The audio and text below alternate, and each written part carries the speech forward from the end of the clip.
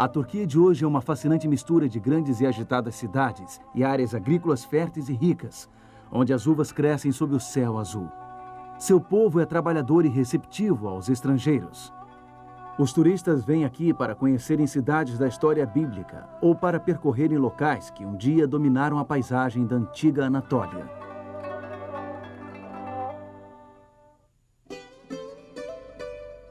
O apóstolo João passou seus últimos anos em uma ilha rochosa não muito longe das margens ocidentais da Turquia.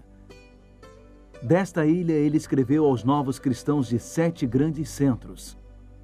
Muitos estavam sofrendo perseguição e opressão por parte do Império Romano. No programa de hoje, iremos até as ruínas da cidade de Éfeso e analisaremos a carta que João escreveu para os cristãos dali. Este lugar entre a Europa e a Ásia, hoje chamado de Istambul, tem milhares de histórias para contar. Dramáticas histórias sobre o conflito de impérios e a colisão de crenças. Mas viemos à Turquia em busca de uma história em particular. Ela aconteceu há 2000 anos. Nós vamos acompanhar algumas das mais importantes cartas da história até seus 7 locais de destino, nesta parte do mundo, denominada Ásia Menor. Essas cartas contêm prescrições para pessoas com problemas, todo tipo de problemas. Nestas cartas encontraremos remédios para aliviar corações feridos.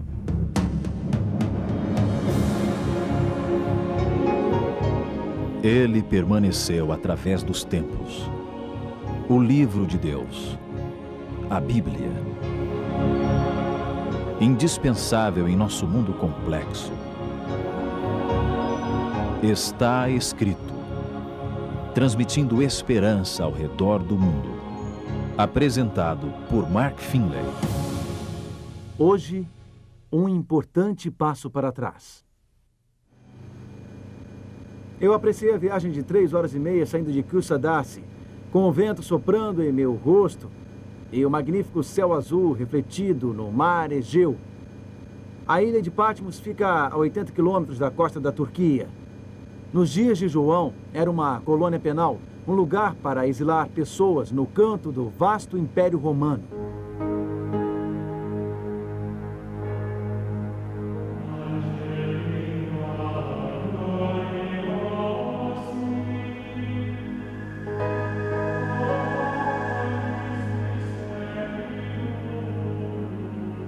Aqui, nesta ilha solitária e deserta, com apenas 15 quilômetros de comprimento, os oficiais do Império Romano exilaram um homem chamado João.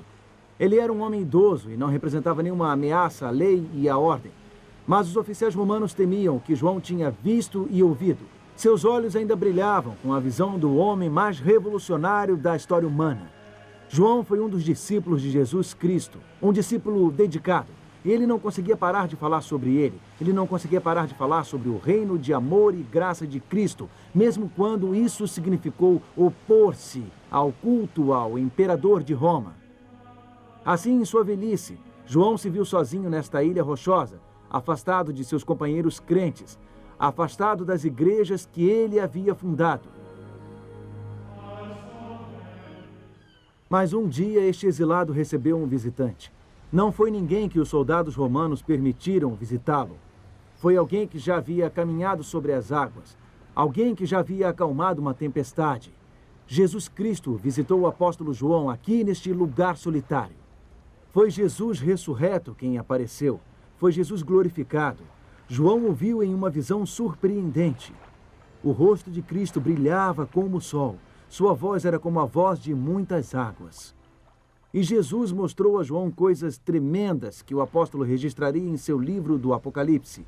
Coisas tremendas sobre como a história atingiria seu clímax no reino celeste de Cristo. Jesus também passou a João mensagens especiais a serem transmitidas. Mensagens a 7 igrejas muito amadas por Deus. 7 igrejas que João não mais podia visitar pessoalmente. No Apocalipse, encontramos 7 pequenas cartas para 7 igrejas na Ásia Menor. Eram congregações que enfrentavam uma série de desafios. Algumas eram sadias e prósperas, algumas estavam em crise, algumas estavam quase mortas.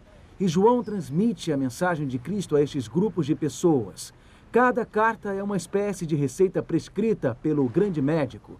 Jesus está dizendo, é isto que deviam fazer. É assim que podem solucionar o problema. Bom, uma prescrição do maior médico da história é algo muito valioso.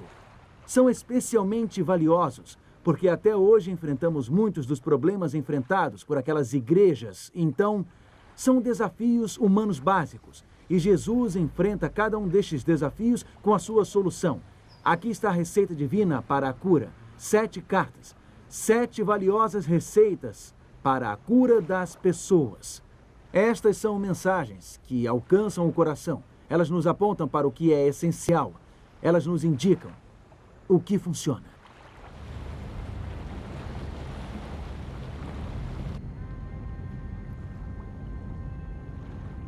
Existem 2 razões por que vemos esta parte do mundo. Primeiro, apesar das 7 igrejas indicadas no Apocalipse não mais existirem, a mensagem que o nosso Senhor lhes deu é relevante agora, para o novo milênio. Embora tenha sido dada no passado, ela se aplica ao presente. O conselho dado àquelas igrejas é o conselho que precisamos em nossa igreja hoje. A instrução de Deus para os cristãos do primeiro século fala com um significado ainda maior para os cristãos do século 21. Ao longo da Bíblia, o número 7 simboliza a perfeição. Então, estas cartas são o conselho perfeito de Deus para os cristãos. Na mensagem às 7 igrejas, Deus revela seu conselho completo para as nossas vidas. Ao você estudar as mensagens às 7 igrejas, juntas, você vai sentir-se profundamente tocado pelas verdades transformadoras do Apocalipse. Existe um outro aspecto destas mensagens que precisamos considerar. Com certeza existiam mais do que 7 igrejas no tempo de João, no fim do primeiro século. Mas o próprio Jesus escolheu estas igrejas, e ele tinha também em mente ajudar os que viveriam nos últimos dias da história. Um segundo ponto. Essas 7 igrejas são representantes de toda a era cristã. Elas representam os vários estágios da igreja ao longo dos séculos. O anjo instruiu João. Escreve, pois, as coisas que hão de acontecer depois dessas coisas. Apocalipse 1, versículo 19. As mensagens de Deus para João eram para aquele tempo, mas também são para os nossos dias. Suas lições também se aplicam à igreja em todos os tempos. Nesta série de programas, examinaremos cada uma dessas cartas e também visitaremos os locais de cada uma destas 7 igrejas. Faremos descobertas que mostrarão como as 7 cartas do Apocalipse fazem sentido hoje. Então vamos iniciar a nossa jornada. A primeira carta foi escrita para um lugar chamado Éfeso.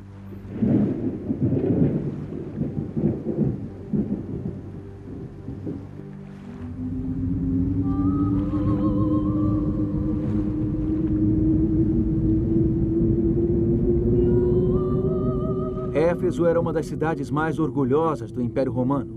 Orgulhosa de sua grande biblioteca e teatro e do famoso templo de Ártemis. Era a capital da Ásia Menor e um centro comercial importante.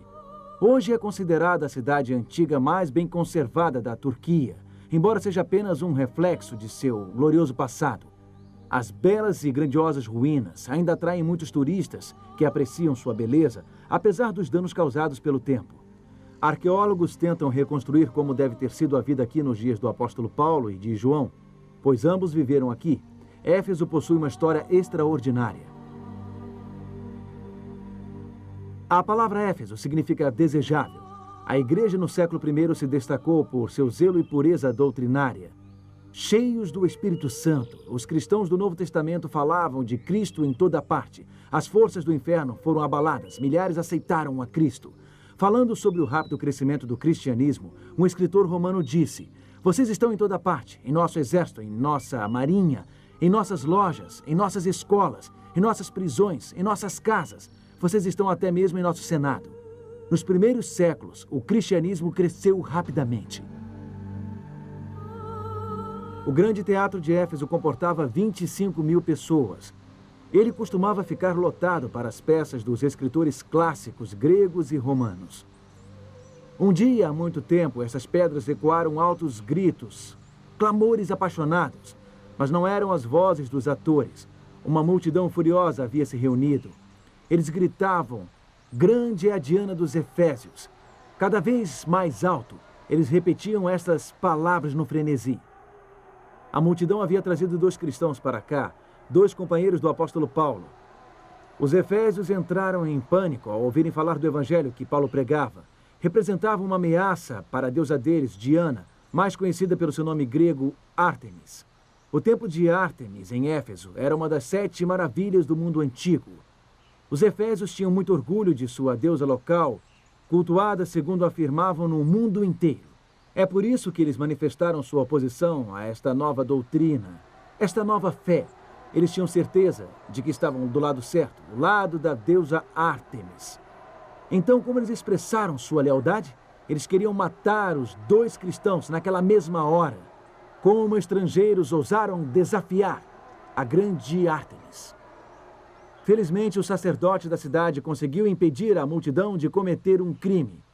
Ele os convenceu de que se tivessem algo contra alguém, eles deveriam levar a queixa para o tribunal. O que os efésios pagãos demonstraram neste teatro é que você pode gritar bem alto as suas ideias e estar convencido de ter razão e ainda assim continuar vazio por dentro. Vazio de amor, vazio de graça. A primeira carta no livro de Apocalipse é a mensagem de Cristo à igreja de Éfeso. E Jesus aborda justamente este problema que atormentava os pagãos. Ele lida com o problema de esbravejar em nome da verdade, defender firmemente a verdade, porém permanecendo vazio por dentro. Só que Jesus está se dirigindo a crentes, aos crentes de Éfeso. Esta igreja, a Basílica de São João, foi construída em homenagem ao apóstolo pelo imperador Justino no VI século. A tradição diz que os restos mortais do apóstolo foram enterrados bem aqui, a seu próprio pedido. A carta aos Efésios é a mensagem de Cristo de que o que aconteceu no teatro, muitos gritos, porém pouco conteúdo, também acontecia aqui, na igreja cristã. Vamos observar esta carta. Ela encontra-se em Apocalipse, capítulo 2, começando com o verso 2. Conheço as tuas obras, tanto o teu labor como a tua perseverança, e que não podes suportar homens maus, e que puseste à prova os que a si mesmos se declaram apóstolos e não são, e os achaste mentirosos, e tens perseverança e suportaste provas por causa do meu nome, e não te deixaste esmorecer. Esta era a força dos crentes em Éfeso. Eles eram sérios, eles eram atentos, eles eram zelosos, eles não toleravam transgressores, eles expunham falsos apóstolos, eles sabiam separar a verdade do erro. O versículo 6 reconhece que os cristãos efésios odiavam as obras de uma seita conhecida como Nicolaítas.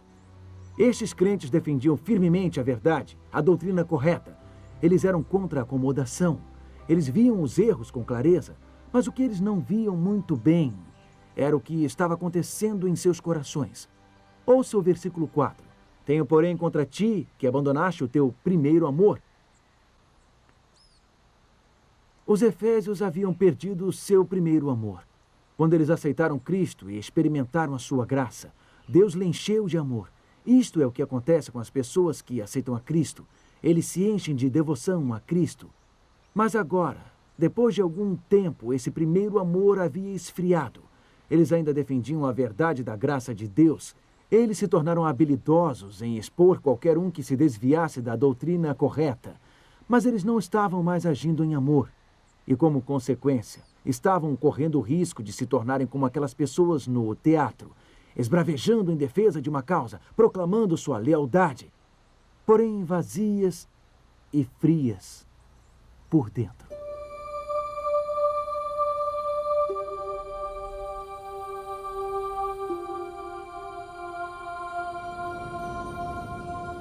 Uma das mais espetaculares ruínas em Éfeso é o que resta da Biblioteca de Celsus.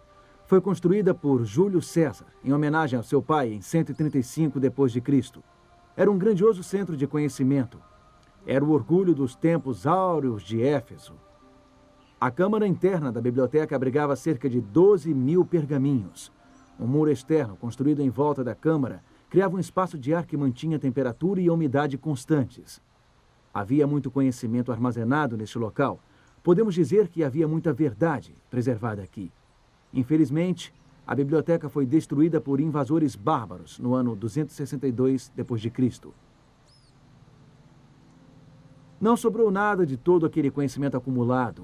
a não ser esta magnífica fachada e uma carcaça vazia. A carta do Apocalipse enviada para este lugar nos alerta para não termos o mesmo destino. Podemos acumular um monte de conhecimento correto, podemos ter todas as doutrinas certas e mesmo assim acabarmos vazios, apenas uma casca. Você perdeu o seu primeiro amor. Esse é o problema. Este é o diagnóstico do grande médico. Então, que solução Jesus oferece? O próspero povo de Éfeso costumava andar nesta avenida chamada Rua do Porto, tocando os seus negócios. Como você sabe, esta cidade era um centro comercial muito importante. Esta rua de pedras tinha 500 metros de comprimento. Ela ia do teatro até o antigo porto da cidade. Ao longo desta rua podiam ser vistas vilas romanas com locais de banho exóticos e luxuosos. Pessoas ativas e bem-sucedidas costumavam fazer uma coisa por instinto. Estavam sempre querendo mais, sempre tentando progredir, sempre pensando em avançar. Mas em sua mensagem aos crentes efésios, Jesus disse que o progresso espiritual às vezes envolve o contrário. Em Apocalipse capítulo 2 e versículo 5, encontramos a recomendação de Cristo. Lembra-te, pois, onde caíste. Arrepende-te e volta à prática das primeiras obras. O que Cristo está dizendo é o seguinte: você precisa retroceder para avançar. Precisa voltar à sua antiga devoção. Precisa voltar ao primeiro amor. Precisa voltar a ser o que era logo depois de ter conhecido a Deus. Precisa fazer o que costumava fazer, as primeiras obras. Você tem avançado pelas avenidas da vida. Você está seguro de que está do lado certo, no caminho certo, na verdade. Mas às vezes é preciso retroceder na caminhada para que haja progresso. Às vezes precisamos parar com as nossas atividades em prol da verdade. Precisamos parar com a nossa marcha para a frente, sempre correndo, sempre ocupados. Precisamos nos lembrar de como era quando recebemos a dádiva do primeiro amor, assim que aceitamos o Senhor, assim que respondemos ao seu chamado com pura devoção. Quase todos nós podemos nos lembrar quando Deus tocou nossa vida com poder, quando nossos sentidos foram despertados. Podemos nos lembrar do tempo em que estávamos animados na fé. E muitos de nós achamos que não poderemos experimentar isto novamente, que não conseguiremos reacender aquele entusiasmo juvenil ou aquela antiga devoção ou a intensidade daquelas experiências. Mas Jesus nos dá esta prescrição. Lembre-se. Lembre-se de como você era. Não aceite que tenha acabado de vez para sempre. Arrependa-se da negligência das coisas espirituais. Arrependa-se de sua frieza e faça as primeiras obras. Faça o que costumava fazer. Às vezes nós progredimos dando um grande passo para trás. Sabe, a cidade de Éfeso estava, de certa forma, sempre tentando retroceder. Aqui é onde a Rua do Porto terminava e o porto começava. Os navios atracavam aqui e descarregavam suas mercadorias. Hoje este local fica a mais de 5 quilômetros do mar. Os efésios tinham um problema. Eles construíram uma cidade à beira de um maravilhoso porto, mas o porto vivia assoreando. O rio despejava seu acúmulo de sedimentos na beira do mar. Bom, vários oficiais romanos tentaram fazer o porto voltar ao que ele havia sido. Tentaram aprofundar o canal. O imperador Adriano até mesmo tentou desviar o curso do rio. Mas, por fim, essas tentativas fracassaram e Éfeso teve que ser abandonada. Os efésios não puderam retroceder. Eles não conseguiram salvar o seu belo porto. Hoje, o porto de Kyusadace é o mais próximo acesso marítimo. O vale assoreado destruiu um maravilhoso acesso comercial. A cidade teve que se mudar. O tempo não pode voltar. Mas na vida espiritual, nós podemos voltar atrás. E podemos fazer isso graças a Cristo, a água da vida. Podemos enfraquecer na fé. E podemos perder a nossa devoção, mas Cristo não muda. A água da vida não se altera. Como Hebreus capítulo 13, versículo 8 nos diz, Jesus Cristo, ontem e hoje é o mesmo e o será para sempre. Cristo ainda é capaz de nos inspirar intensa devoção, ainda é capaz de nos encher de amor. Mas no curso natural dos acontecimentos, nossa vida espiritual costuma assorear. Fica obstruída pelas tarefas cotidianas, oprimida pelos afazeres do dia a dia e preocupações. Então lembre-se do que Jesus, a água da vida, aconselha. Retorne ao primeiro amor. Faça o que costumava fazer. O que você fazia assim que conheceu a Deus? O que as pessoas fazem logo após a conversão?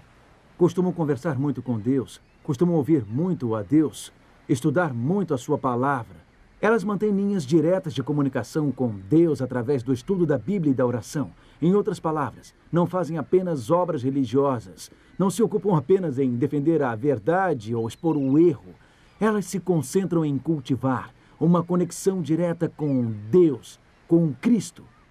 Esta é a vida espiritual que faz diferença. E na vida espiritual podemos mudar para o porto seguro, podemos mudar para perto da água da vida.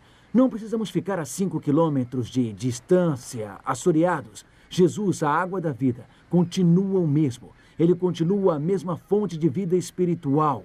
Só precisamos beber de sua palavra. Só precisamos manter uma conexão direta com Ele. O que Jesus está nos dizendo nesta mensagem aos Efésios é que, a fim de sentirmos o que antes sentíamos, precisamos fazer o que antes fazíamos. Ações saudáveis conduzem a emoções saudáveis.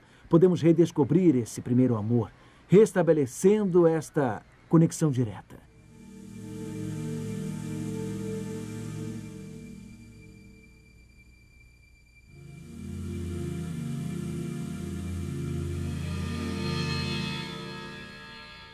Este é o local do antigo e glorioso Templo de Ártemis. A construção original tinha 130 metros de comprimento e 18 metros de altura, com 120 colunas. Infelizmente, esta única coluna é tudo o que resta de uma das 7 maravilhas do mundo antigo.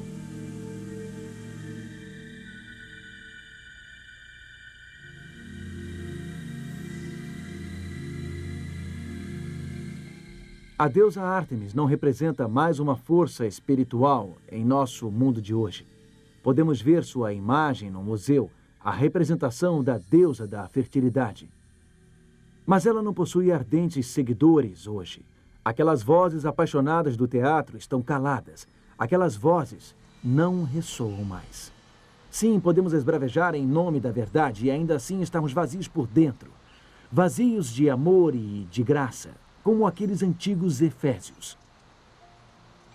É por isso que esta carta, vinda daquela ilha rochosa no mar Egeu para esta cidade milenar, tem uma mensagem tão importante para nós hoje. É a prescrição de Cristo para um povo espiritualmente doente. Ela está nos dizendo que podemos recuperar nosso primeiro amor. Está nos dizendo que podemos progredir ao darmos um grande passo para trás.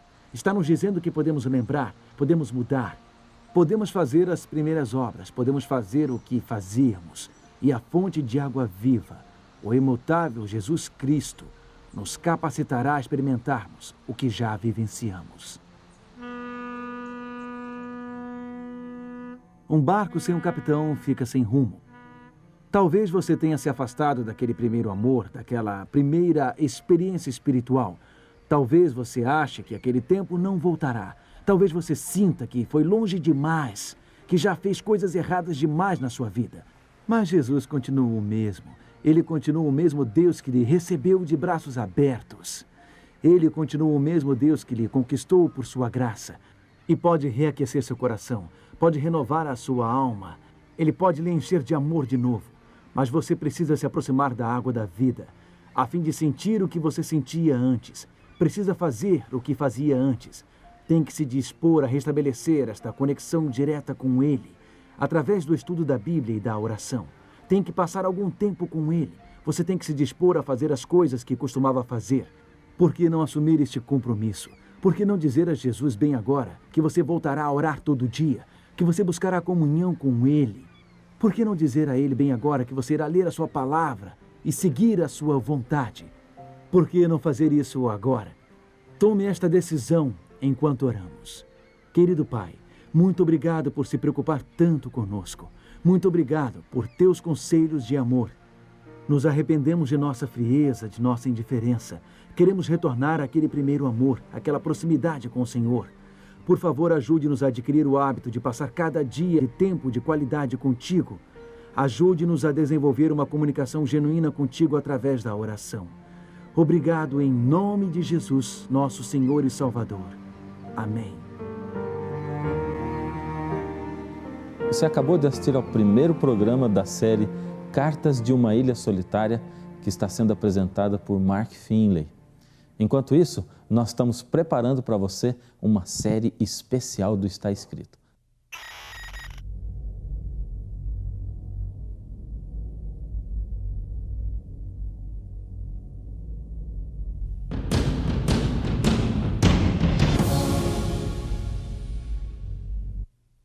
Você que é doador do Está Escrito já deve ter recebido cartas do pastor Williams Costa Júnior contando como Deus tem guiado e abençoado esse ministério. Recentemente, uma doadora que mora na cidade de Niterói, estado do Rio de Janeiro, entrou em contato conosco e disse que o maior sonho de sua vida seria conhecer pessoalmente o pastor Williams. Em atenção a esse pedido tão especial, pastor Williams e sua esposa Sonete visitaram Dona Emelina, uma senhora de 87 anos que é doadora do Está Escrito desde 99. Ela é mãe de 5 filhos, 10 netos e 8 bisnetos. Você é filha dela? Como vai? É, parece muito. Prazer, viu? Forte na luta? Durante a visita, o pastor Williams conversou sobre os desafios do programa Está Escrito. Como é que a senhora se sentiu quando o programa saiu daqui do Rio de Janeiro? Porque ficou um tempo que a senhora ficou ajudando o programa. Fiquei triste da vida, fiquei chateada. E a senhora não desanimou de doar porque o programa saiu? Ah, claro que não. Falei, passa onde for, tá ganhando alma. No final, o pastor Williams e sua esposa agradeceram a enorme contribuição desta fiel doadora do programa Está Escrito. O encontro foi concluído com uma oração. Querido Deus e Pai, nós te agradecemos pela vida da dona Emelina. Amém, Senhor. Nós te agradecemos pela inspiração que ela é e por sua fidelidade, ajudando o programa Está Escrito. Abençoa sua vida, sua família, seus filhos. Dá-lhe saúde, Senhor, e que todos nós possamos ser inspirados por sua dedicação e por sua fidelidade. É o que nós te pedimos em nome de Jesus. Amém. Obrigada, meu Deus, que você me realizou mais esse sonho, Senhor. Agora vou morrer feliz. Amém. Esta alegria de poder doar para o programa Está Escrito pode ser sua também. O programa depende de você. O Está Escrito é um ministério de fé, por isso sua doação é indispensável. Um passo muito grande foi dado esse ano quando decidimos voltar com o programa nas maiores capitais do Brasil. Este é um grande desafio e contamos com você. Porque eu fiz um voto de dar até morrer. Deus me dá tanto, por que eu não vou dar para ele? Então eu não vou parar. Agora o dia que não for mais é porque eu morri.